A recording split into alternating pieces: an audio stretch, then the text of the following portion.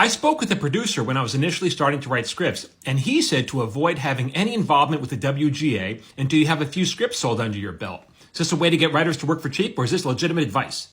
I love how that producer worded it. Was he wearing brass knuckles? Let's not get the Writers Guild involved here. You don't want the Writers Guild. You don't want more money. You don't want residuals. You don't want health benefits. You don't want pension contributions. No.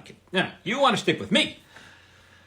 Look, I got to be honest. There's a whole world of these like low budget movies that I know nothing about. And I guess they hire non-guild writers because I guess the script is not the script is not important to them. If it was, they would want to hire the best writer they could. They'd want, and those writers, we swim in the pool called the Writers Guild. That's where we can be found.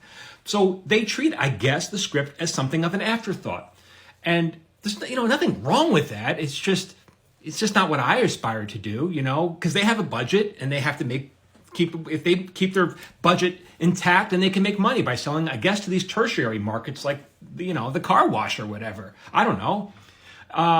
If that's what you want to do, again, there's no shame in it, but you'll learn so much more. You want to be in the Writers Guild. That's where you want to be, right? And ideally, you'll get on a staff of a TV show with other Writers Guild members, and that's where you do the most of your learning. You want to be just good enough to get hired, and then you'll learn so much more. So much of what I've learned at the feet of really great, successful writers like Steve Levitan and Greg Daniels and Chris Lloyd, amazing writers, but not just them. I've also learned from the people that they hired. So the co-executive producers underneath them, equally talented, if maybe not as successful, but again, talent and success aren't necessarily the same thing in this business. And I've learned so much from these people. So you want to surround yourself. You want to be in that pool because that's where you'll learn. I don't know.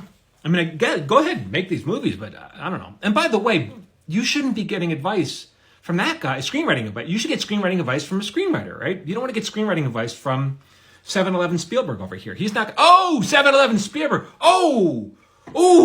Can he do that? All right, for more tips, keep following me here. I'm Michael Jamin, writer.